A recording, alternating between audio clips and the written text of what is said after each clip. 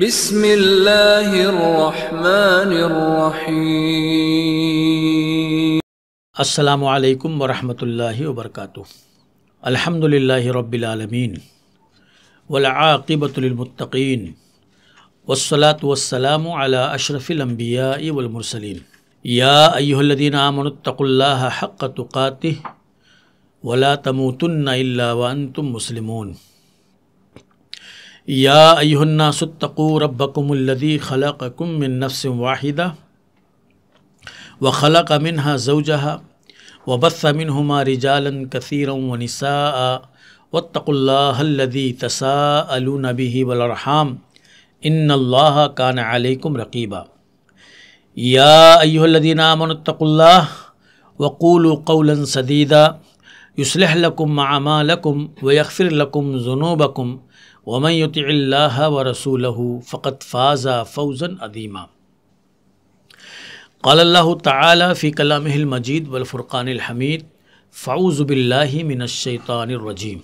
الله لا إله إلا هو الحي القيوم لا تأخذه سنة ولا نوم له ما في السماوات وما في الأرض من ذا الذي يشفع عنده إلا بإذنه يعلم ما بين أيديهم وما خلفهم ولا يحيطون بشيء من علمه إلا بما شاء وسع كرسيه السماوات والأرض ولا يؤوده حفظهما وهو العلي العظيم۔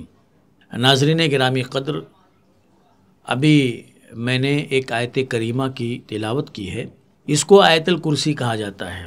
اس آیت کو آیت الکرسی اس لیے کہا جاتا ہے کہ اس آیت کریمہ کے اندر کرسی کا تذکرہ ہے۔ وسع کرسیہ السماوات والارض، اللہ کی کرسی کا اس آیت کریمہ میں تذکرہ ہے، تو اسی پر اس آیت کو موسوم کر دیا گیا، وہی نام رکھ دیا گیا، وہی عنوان دے دیا گیا۔ آیت الکرسی قرآن مجید کی سب سے عظیم آیت ہے۔ اللہ کے نبی صلی اللہ علیہ وسلم نے حضرت ابی ابن کعب رضی اللہ تعالیٰ عنہ سے ایک بار سوال کیا۔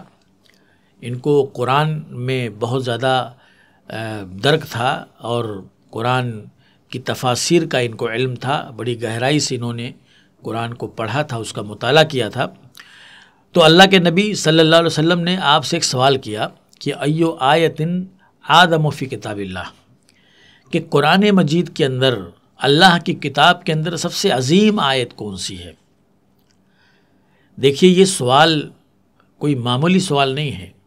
ہمارے اور آپ کے لیے یہ سوال تو آسان ہے کیونکہ ہم کو یہ چیز بتا دی گئی ہے، لیکن حضرت ابی ابن کعب رضی اللہ تعالیٰ عنہ کے لیے یہ سوال بہت مشکل تھا، کیونکہ اس سوال کا جواب دینے کے لیے پورے قرآن کے اوپر ایک جامع نظر حاصل ہونی چاہیے تھی۔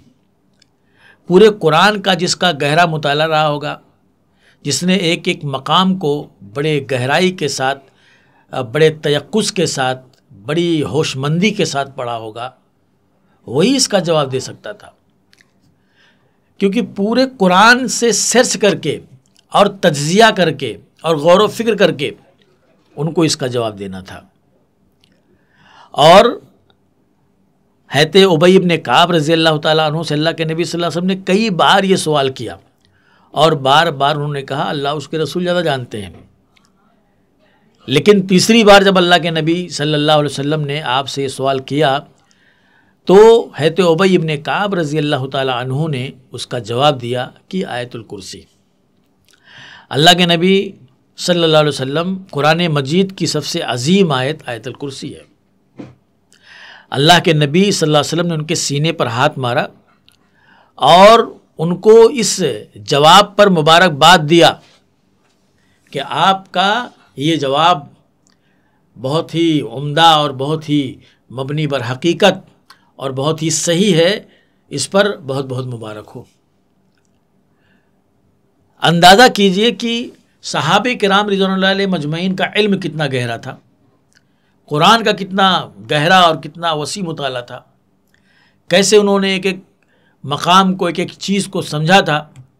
دیکھیے چند لمحوں میں انہوں نے پورے قرآن سے اس آیت کریمہ کو نکال کر کے بتا دیا کہ سب سے عظیم آیت قرآن مجید کی یہی ہے. یہ آیت کریمہ کیوں سب سے عظیم ہے، کیوں سب سے زیادہ افضل آیت اس کو قرار دیا گیا ہے قرآن کریم کا؟ اس لیے کہ اس آیت کے اندر اللہ رب العزت کا تعارف ہے، اللہ کا اور توحید کا اس کے اندر بہت ہی جامع تعارف کرایا گیا ہے. ایک آیت کے اندر اللہ رب العزت کے بارے میں، اس کے صفات کے بارے میں، اس کی ذات کے بارے میں بتلایا گیا ہے. آپ نے سورہ اخلاص کے بارے میں آپ نے سنا ہوگا کہ وہ ثلث قرآن اس کو کہا جاتا ہے. کیوں کہا جاتا ہے؟ کیونکہ قرآن کے اندر سب سے زیادہ جو بیان ہوئے ہیں اللہ کی توحید، اللہ نبی کی رسالت اور آخرت کے بارے میں، تو صرف اللہ کی توحید کو سورہ اخلاص کے اندر بیان کیا گیا، اس لیے اس کو ثلث قرآن قرار دے دیا گیا. اور یہ آیت کریمہ، اس آیت کریمہ کے اندر اللہ رب العزت کے ذات، اس کی صفات سے گفتگو کی گئی ہے اور اس پر اس آیت کریمہ سے روشنی پڑتی ہے. اس لیے اس آیت کریمہ کو قرآن کی سب سے عظیم آیت ہونے کا شرف حاصل ہے. اس آیت کے اور بہت ساری فضیلتیں ہیں. ایک فضیلت اس کی یہ ہے کہ اس کو پڑھ کر جو سوئے گا اس کی حفاظت ہوگی، اس کی جان اور مال کی حفاظت ہوگی. اللہ کی طرف سے فرشتہ اس کے اوپر تعینات ہو جاتا ہے اور اس کی جان اور مال کی حفاظت کرتا ہے. حضرت ابو ہریرہ رضی اللہ تعالیٰ عنہ، لمبی حدیث ہے، یہ بخاری کی حدیث ہے کہ حضرت ابو ہریرہ رضی اللہ تعالیٰ عنہ کو اللہ کے نبی صلی اللہ علیہ وسلم نے صدقۃ الفطر کے اجناس جہاں رکھے جاتے تھے وہاں پر ان کو نگراں متعین کیا تھا کہ آپ اس کی نگرانی کریں گے. حضرت ابو ہریرہ رضی اللہ تعالیٰ عنہ نگرانی کر رہے تھے کہ آپ کو کچھ آواز آئی، آپ کو لگا کہ کوئی آیا ہے اور کچھ چرا رہا ہے. آپ نے اس کو پکڑ لیا تو وہ جو ہے رونے لگا اور منت سماجت کرنے لگا اور اپنی مجبوری، اپنی غربت بیان کرنے لگا. بھوکا ہوں، میرے گھر والے بھوکے ہیں، آپ مجھے چھوڑ دیں، دوبارہ نہیں آؤں گا. حضرت ابو ہریرہ رضی اللہ تعالیٰ عنہ نے ترس کھا کر کے اس کو چھوڑ دیا. صبح جب اللہ کے نبی صلی اللہ علیہ وسلم کی خدمت میں آپ آئے تو اللہ کے نبی نے پوچھا کہ ابو ہریرہ وہ تمہارے قیدی کا کیا ہوا؟ کہا اللہ کے نبی میں نے اسے پکڑ لیا تھا لیکن وہ اپنی مجبوری بیان کرنے لگا تو میں نے اس کو چھوڑ دیا اور وہ اب نہیں آئے گا. کہا نہیں، وہ پھر آئے گا، وہ پھر آئے گا، بہانہ کر کے گیا ہے وہ. حضرت ابو ہریرہ رضی اللہ تعالیٰ عنہ نے کہا کہ جب اللہ کے نبی نے کہہ دیا کہ وہ پھر آئے گا تو بس میں اس کے انتظار میں تھا کہ آئے گا تو آئے گا. کہتے پھر میں نے آہٹ محسوس کی، اس کو میں نے پھر پکڑ لیا اور میں نے کہا کہ اب میں تجھے نہیں چھوڑوں گا، تجھ کو اللہ کے نبی کے پاس لے کر جاؤں گا، تجھ کو سزا ملے گی کیونکہ تو نے وعدہ خلافی کیا اور تو چوری کر رہا ہے. اس نے کہا ابو ہریرہ مجھے چھوڑ دو، میں مجبور ہوں اور اس بار میرا آپ یقین کریں، اب میں نہیں آؤں گا، اب میں نہیں آؤں گا، اب میں سمجھ گیا کہ آپ پکڑ لیتے ہیں اور میں بچنے والا نہیں ہوں. بہت زیادہ وہ رویا اور بہت زیادہ گڑ گڑایا تو حضرت ابو ہریرہ رضی اللہ عنہ نے اس کو چھوڑ دیا. آئے اللہ کے نبی صلی اللہ علیہ وسلم کے پاس. اللہ کے نبی نے کہا صلی اللہ علیہ وسلم ابو ہریرہ تمہارے قیدی کا کیا ہوا؟ کہا اللہ کے نبی وہ پھر آیا تھا، میں نے اس کو پھر پکڑ لیا لیکن وہ رونے گڑانے لگا تو میں نے اس کو دوبارہ چھوڑ دیا اور کہا ہے کہ اب نہیں آؤں گا. اللہ کے نبی نے کہا کہ نہیں، وہ پھر آئے گا. حضرت ابو ہریرہ رضی اللہ عنہ حیران پریشان. پھر آپ اس کا انتظار کر رہے رات کو کہ نبی نے کہا ہے تو ظاہر سی بات ہے وہ آئے گا، نبی جھوٹ نہیں بول سکتے. آخر کار آیا اور پکڑ لیا حضرت ابو ہریرہ رضی اللہ عنہ نے اور کہا کہ اب تو مجھ سے نہیں چھوٹ سکتا، اب میں تجھے نہیں چھوڑوں گا، تو نے بہت زیادہ مجھے پریشان کر دیا، اب میں تجھے اللہ کے نبی صلی اللہ علیہ وسلم کے پاس پیش کروں گا. اس نے کہا ابو ہریرہ مجھے ایک بار اور چھوڑ دو اور میں تمہیں ایک بات بتاتا ہوں کہ تم آیت الکرسی پڑھ کے سویا کرو تو تمہارے جان مال ہر چیز کی حفاظت ہوگی. تم یہ آیت پڑھ لو گے تو ایک حفاظت کرنے والا مقرر ہو جائے گا اور وہ تمہارے جان اور مال کی حفاظت کرے گا۔ حضرت ابو ہریرہ رضی اللہ عنہ نے اس کو چھوڑ دیا۔ اللہ کے نبی صلی اللہ علیہ وسلم کے پاس آئے تو اللہ کے نبی صلی اللہ علیہ وسلم نے کہا ابو ہریرہ تمہارے قیدی کا کیا ہوا؟ کہا اللہ کے نبی وہ آیا تھا، میں نے اس کو چھوڑ دیا، لیکن جانے سے پہلے وہ ایک عجیب و غریب بات کہہ گیا۔ کہا کیا کہا اس نے؟ اس نے کہا کہ ابو ہریرہ تم آیت الکرسی پڑھ کر اپنے بستر پر جاؤ تو تمہارے جان اور مال کی حفاظت ہوگی، ایک فرشتہ مقرر کر دیا جاتا ہے، ایک محافظ آ جاتا ہے۔ اللہ کے نبی نے فرمایا کہ وہ جھوٹا ہے لیکن یہ بات اس نے سچ کہی ہے، وہ جھوٹا ہے لیکن یہ اس کی بات صحیح ہے۔ مطلب جھوٹ بولنے والے بھی کبھی کبھی سچ بول دیتے ہیں اپنی مصلحت اور اپنے مفاد کے لیے۔ حضرت ابو ہریرہ رضی اللہ عنہ حیران و پریشان، اللہ کے نبی نے فرمایا کہ جانتے ہو وہ 3 دن سے جو تمہارے پاس آ رہا ہے وہ کون ہے؟ کہا اللہ کے نبی نہیں جانتا۔ کہا وہ شیطان ہے، وہ شیطان تھا جو آ رہا تھا غلہ چرانے کے لیے اور تم اس کو پکڑ رہے تھے۔ حضرت ابو ہریرہ رضی اللہ عنہ پریشان ہیں کہ مطلب 3 دن سے میں ایک شیطان کو پکڑ رہا ہوں، ایک شیطان کے روبرو رہا ہوں میں۔ تو اس حدیث سے یہ ثابت ہوتا ہے کہ آیت الکرسی اس قدر عظیم ہے، اس قدر برکت والی ہے کہ اس کے پڑھ کر سونے سے اللہ کی طرف سے حفاظت ہوتی ہے۔ اب ہم جو ہے اس کی تفسیر کی طرف آتے ہیں۔ آیت الکرسی اللہ کی توحید کا ایک جامع تعارف ہے، اللہ کے صفات، اللہ کی ذات اور اللہ کی عظمت کا اس کے اندر تذکرہ ہے۔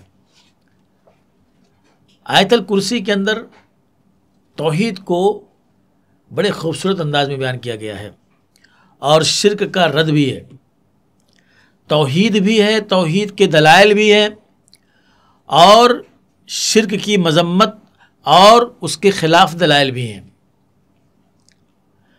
اللہ تعالیٰ نے فرمایا اللہ لا الہ الا هو الحی القیوم۔ اللہ یہ لفظ جلالہ ہے، اللہ کا نام جو عظمت، جبروت، کبریائی کا احساس اس نام سے ہمارے دل و دماغ کے اندر پیدا ہوتا ہے، اور حقیقت میں یہ اللہ کا بہت ہی عظیم نام ہے لفظ جلالہ۔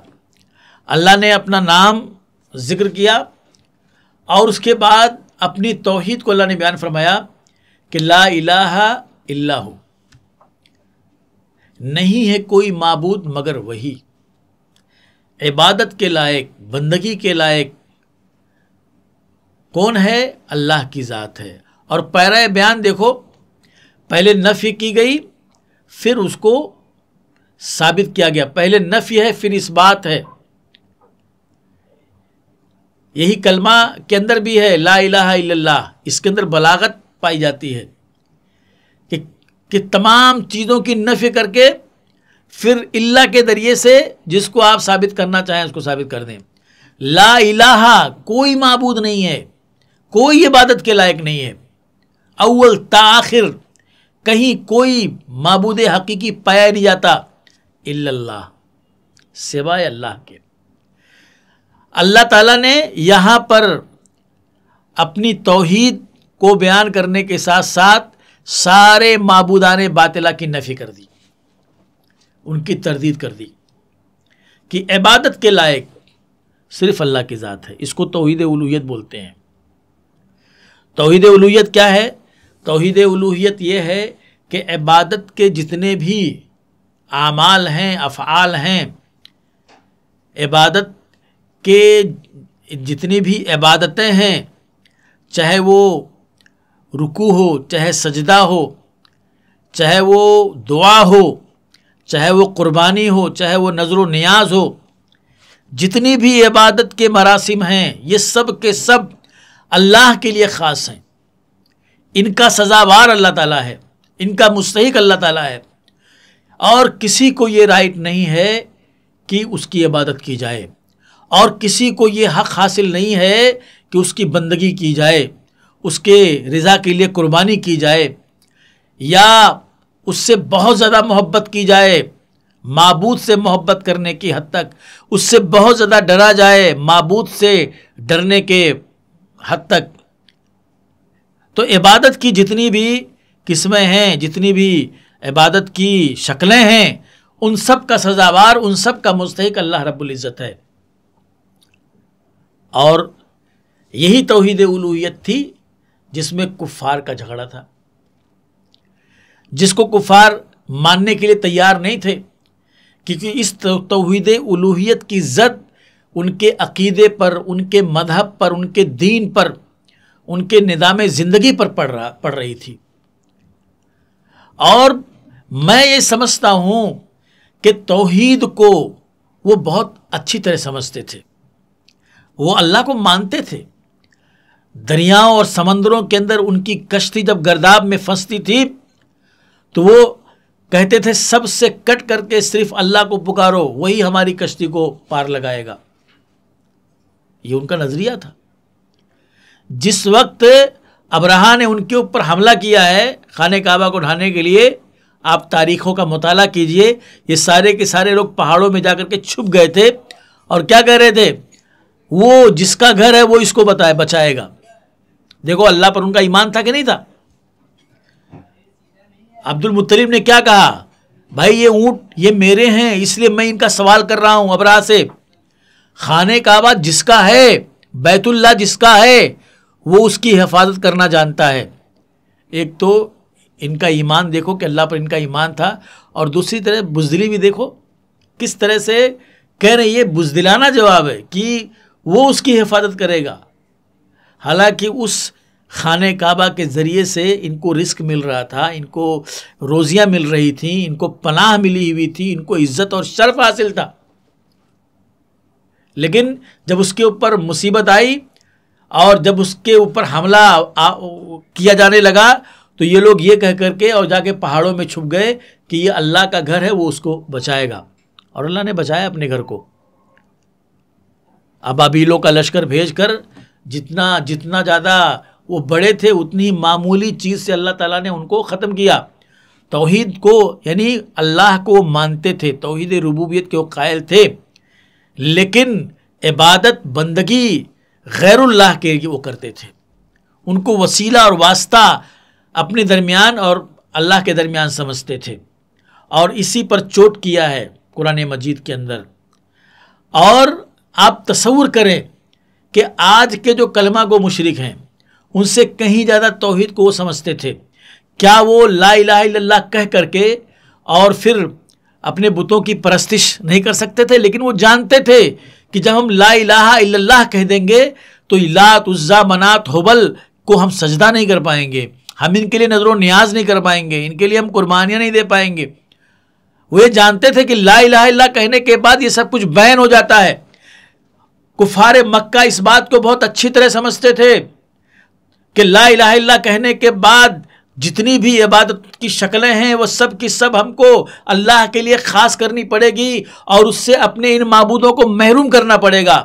لیکن آج کا مسلمان لا الہ الا اللہ کہتا بھی ہے اور غیر اللہ کو سجدہ بھی کرتا ہے، لا الہ الا اللہ کہتا بھی ہے، غیر اللہ کی رضا کے لیے قربانیاں دیتا ہے، لا الہ الا اللہ کہتا ہے اور غیر اللہ کے لیے نظر و نیاز بھی کرتا ہے، عبادت غیر اللہ کے لیے کرتا ہے اور لا الہ الا اللہ بھی کہتا ہے. یہ عجیب طرح کا تضاد ہے ان کی زندگی کے اندر.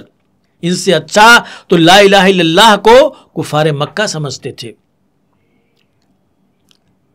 اللہ تعالیٰ نے آیت الکرسی کے اندر تینوں قسمیں توحید کی بیان فرمائی ہیں. توحید اسماء اور صفات بھی ہے، توحید ربوبیت بھی ہے اور توحید الوہیت بھی ہے.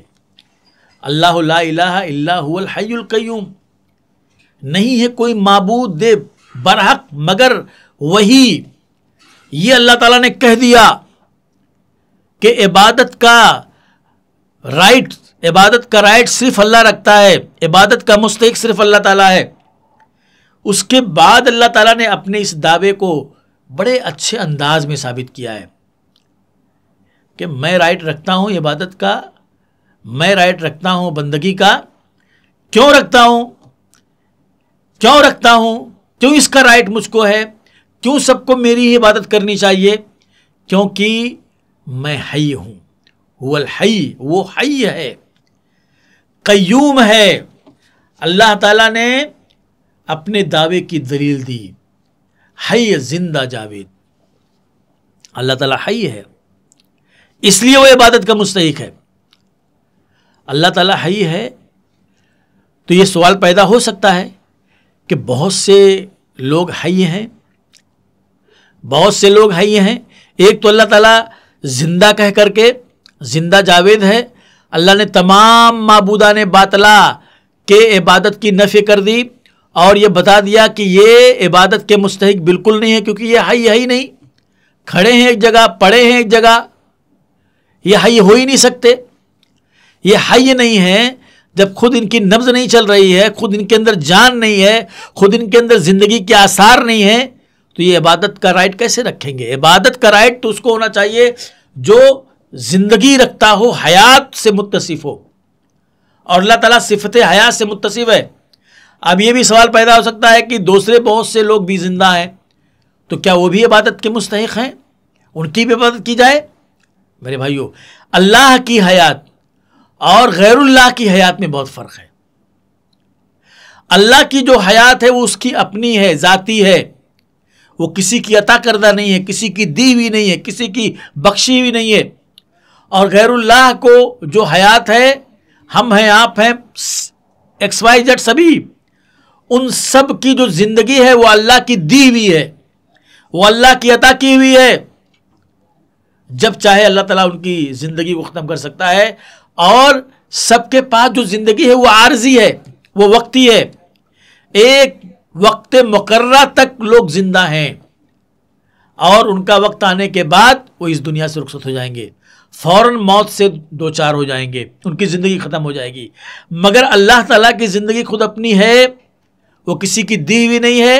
اور اللہ تعالیٰ کی زندگی یہ وقتی نہیں ہے، یہ عارضی نہیں ہے، یہ محدود نہیں ہے. اللہ تعالیٰ حیات ہے اور حیات رہے گا، اور ایک وقت آئے گا کہ سب ختم ہو جائیں گے، کوئی دنیا کے اندر باقی نہیں بچے گا.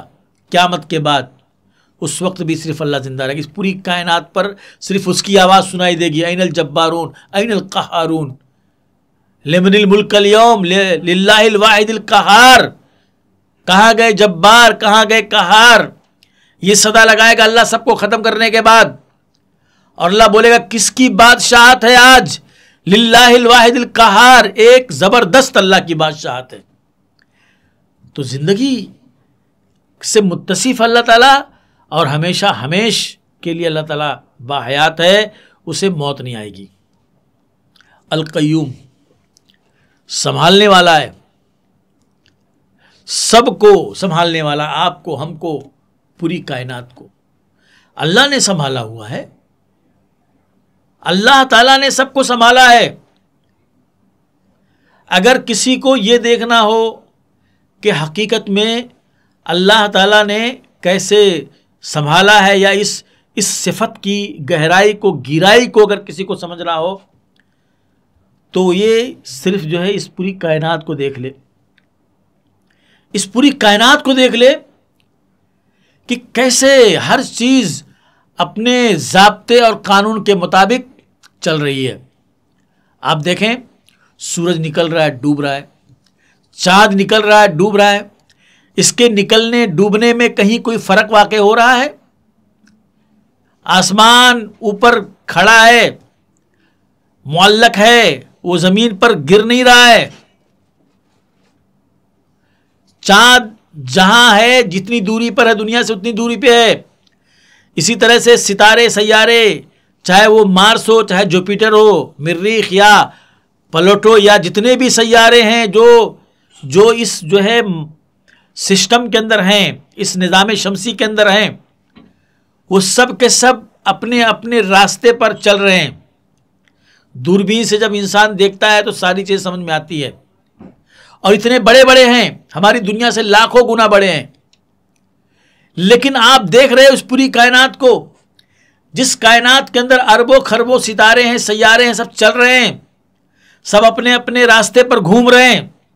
کل فی فلک یسبحون، سب فلک کے اندر گھوم رہے ہیں، تیر رہے ہیں، لیکن کہیں کوئی آپ کو دنیا کے اوپر ایسا کبھی محسوس ہوا کہ کوئی سیارہ آ کے ٹکرا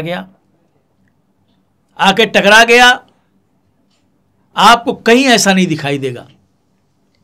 کتنے پرفیکٹ انداز میں اللہ اپنی اس کائنات کو بنا کر کے اور اس کو چلا رہا ہے. جیسے ایک ڈرائیور گاڑی چلاتا ہے اور ذرا سی غفلت بھی وہ نہیں برتتا کہ ذرا سی غفلت سے پتہ نہیں کیا ہو جائے، ہم برج کے نیچے گر جائیں، کھائی میں چلے جائیں. یہ تو ایک چھوٹے سے گاڑی کی مثال ہے، ایک چھوٹے سے بس کی مثال ہے. یہ تو پوری کائنات ہے جو بہت وسیع و عریض ہے، اتنی وسیع و عریض ہے کہ ہم تصور نہیں کر سکتے. کہنے والوں نے کہا کہ اگر کوئی راکٹ 1 منٹ کے اندر 80,000 میل بھاگے، پھر بھی اس کائنات کا چکر لگانے کے لیے اس کو اربوں خربوں سال لگ جائیں گے. اتنی وسیع و عریض ہے. کروڑوں میل کے اوپر تو یہ سورج ہے، اور اس کے اوپر اور پتہ نہیں کتنے دوری پر اور بھی ستارے اور اس سے بڑے بڑے سورج ہیں. کتنی بڑی اور وسیع و عریض کائنات ہے، اور سب کو سنبھالے ہوئے ہے، سب کو تھامے ہوئے ہے. کہیں کوئی انتشار نہیں، کہیں کوئی ڈسٹربنس نہیں، کہیں کوئی بگاڑ اور فساد نہیں. سب بہت ہی پرفیکٹ انداز میں اپنے اپنے ضابطے کے مطابق چل رہے ہیں. اس کائنات کے اندر بہت کچھ خطرات ہیں، بہت کچھ خطرات ہیں، لیکن اللہ تعالیٰ اس پوری کائنات کو سنبھالے ہوئے اور خاص طور پر اس دنیا کو. ابھی سائنسدانوں نے جو اسٹڈی کیا اس کائنات کا، جو غور و فکر کیا ہے، جو اپنی دوربینوں سے اور خوردبینوں سے جو دیکھا ہے، وہ کہتے ہیں کہ اتنے بڑے بڑے بلیک ہول اس کائنات کے اندر ہیں کہ ہماری دنیا سے لاکھوں گنا بڑے بڑے سیاروں کو وہ کھینچ لیتے ہیں اور وہ ختم کر دیتے ہیں، ان کو پورا راکھ کر دیتے ہیں. ایسے ایسے بلیک ہول ہیں. تو اتنا سب کچھ ہوتے ہوئے ہماری یہ دنیا ہزاروں سال سے صحیح سالم محفوظ ہے، صحیح سالم ہے. ابھی آگے میں قرآن مجید کی اس آیت کی تفسیر میں آپ کو بتاؤں گا، لا یعودہ حفظہما، زمین و آسمان کی حفاظت اللہ کو تھکاتی نہیں ہے. یہ اس زمانے میں اللہ تعالیٰ نے فرمایا جب کائنات کا کوئی مطالعہ تھا ہی نہیں انسان کے پاس، انسان دنیا کو چپٹی سمجھ رہا تھا. یہ اس زمانے میں اللہ تعالیٰ نے فرمایا اللہ لا الہ الا هو الحی القیوم، اللہ کے سوا کوئی معبود برحق نہیں، وہ زندہ جاوید ہے اور قیوم ہے، کائنات کو سنبھالنے والا ہے، سب کو سنبھالنے والا ہے.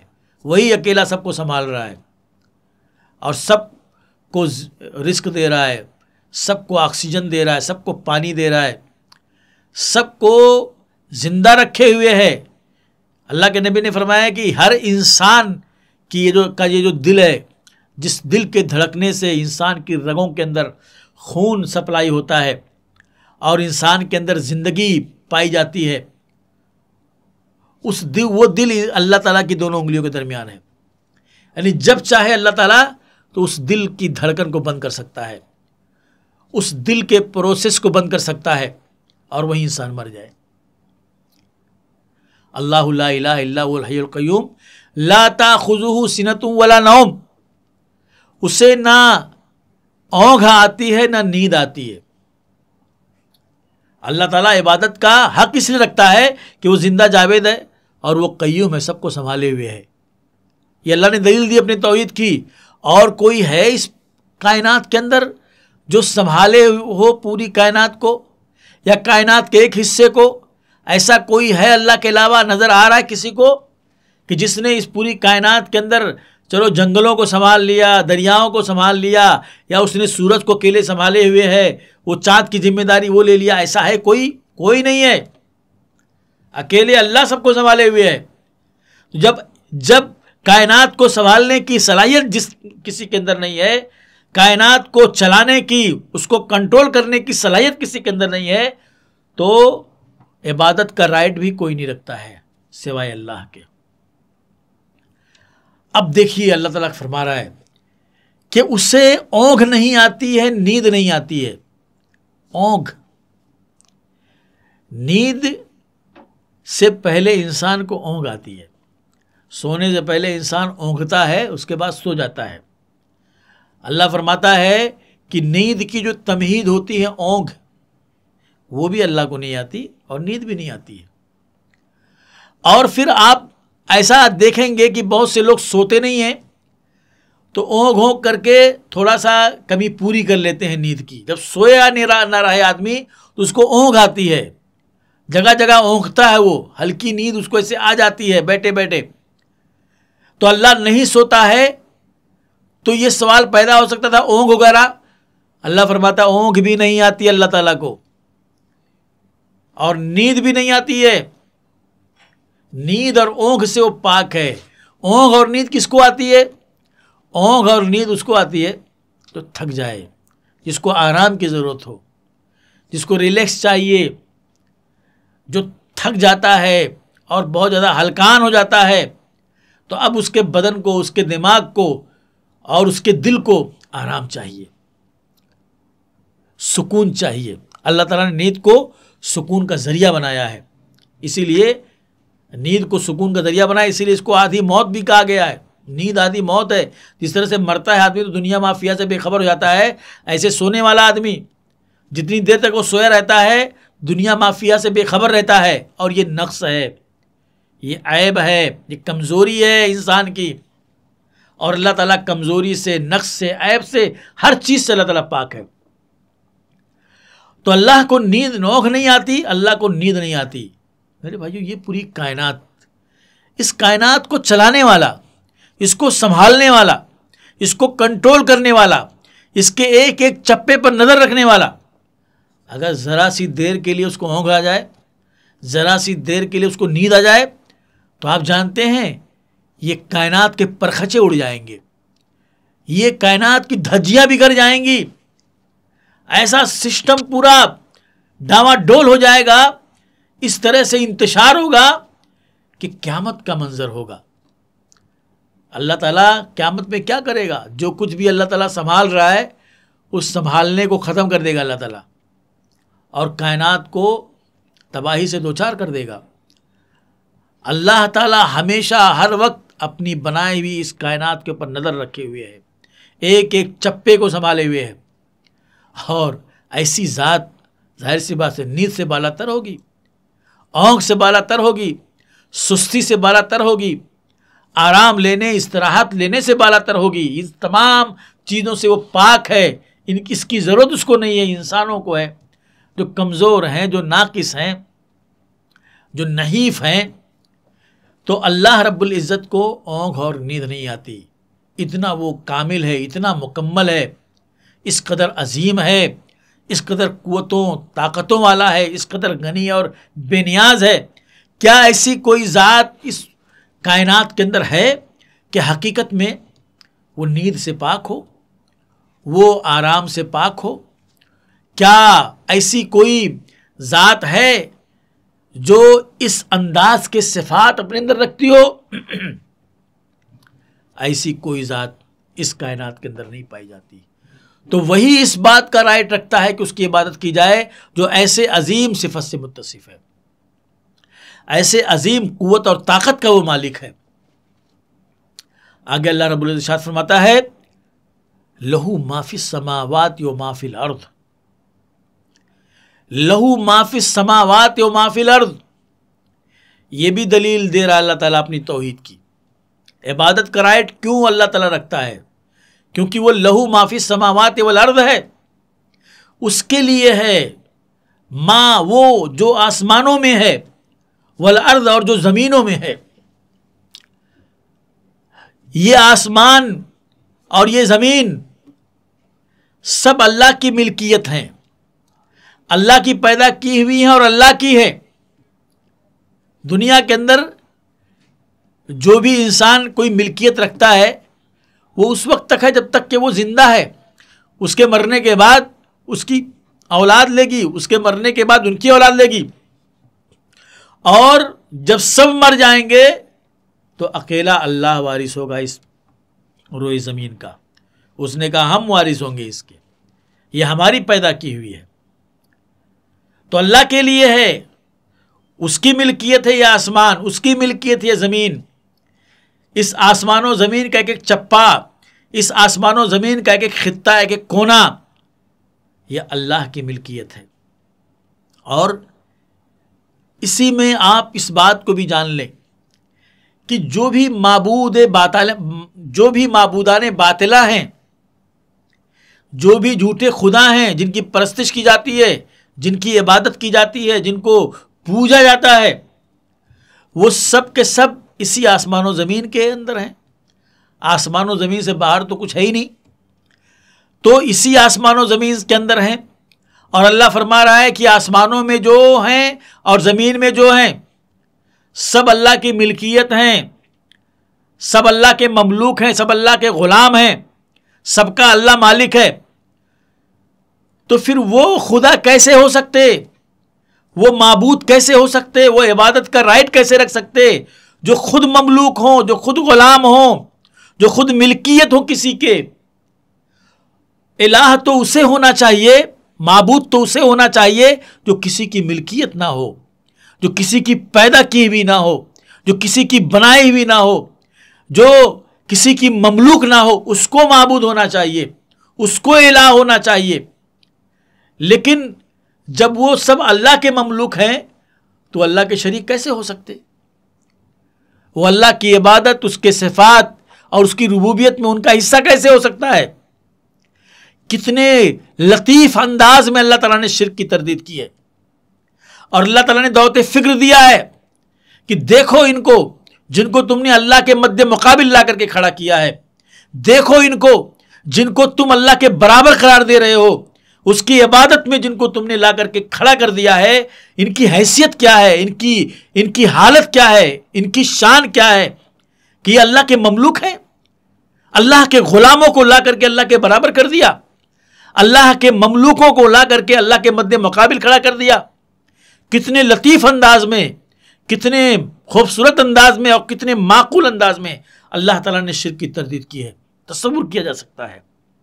لہو ما فی السماوات والارض، اللہ کے لیے ہے، جو آسمانوں میں ہیں اور جو زمین میں ہے سب اللہ کے ہیں، سب اللہ کی ملکیت ہے۔ تو ایسی کوئی ذات، ایسی کوئی ہستی ہے جو حقیقت میں لہو ما فی السماوات والارض ہو، جس کا یہ دعویٰ ہو کہ آسمانوں میں جو ہے وہ اور زمین میں جو ہے وہ اس کا وہ مالک ہے، اس پر اس کا اختیار ہے؟ ایسی کوئی ذات ہے اس پوری روئے زمین پہ، اس پوری کائنات میں؟ ایسی کوئی ذات آپ کو نہیں ملے گی۔ کوئی ذات اگر ہے تو اللہ کی ذات ہے، کوئی ذات اگر ہے تو صرف خالق کائنات کی ذات ہے۔ تو وہی اس بات کا رائٹ رکھتا ہے کہ اس کی عبادت کی جائے، وہی اس بات کا مستحق ہے کہ اس کی بندگی کی جائے، اور تمام عبادت کی شکلوں کو، مراسم کو اس کے لیے خاص کر دیا جائے، اور ذرہ برابر کسی کے لیے کوئی گنجائش ان عبادتوں کے اندر نہ ہو۔ یہ اللہ تعالیٰ نے دلیل دی۔ دیکھیں کہ کس طرح سے اللہ تعالیٰ نے اپنی توحید کو اس آیت کے اندر بیان کیا۔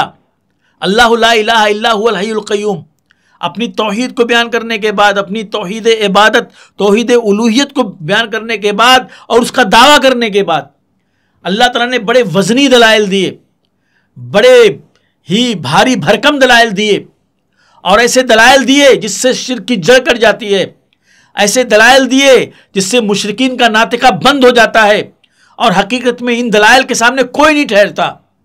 ایک دم اللہ تعالیٰ نے نفی کر دیا کہ یہ صفات، یہ خوبیاں، یہ قوتیں، یہ طاقتیں، یہ عظمتیں ہیں کسی غیر اللہ کے اندر جس کی عبادت کی جاتی ہو۔ اگر نہیں ہیں تو ان کی عبادت نہیں ہونی چاہیے، ان کی بندگی نہیں ہونی چاہیے، اور یہ خصلتیں جس کے اندر ہیں عبادت کی تمام شکلوں اور مراسم کو اس کے لیے خاص کر دینا چاہیے۔ اللہ سے دعا ہے کہ اللہ تعالی ہمیں آیت الکرسی کو سمجھنے اور آیت الکرسی کو سمجھ کر کے اس کے تقاضوں کے مطابق اللہ تعالی ہم کو بننے کی اور اپنی زندگی کو ڈھالنے کی توفیق عطا فرمائے۔ آمین وآخر دعوانا الحمدللہ رب العالمین۔ انشاءاللہ اس کی دوسری قسط، انشاءاللہ آئندہ اگلی قسط آیت الکرسی کی تفسیر کی آپ کے سامنے پیش کی جائے گی۔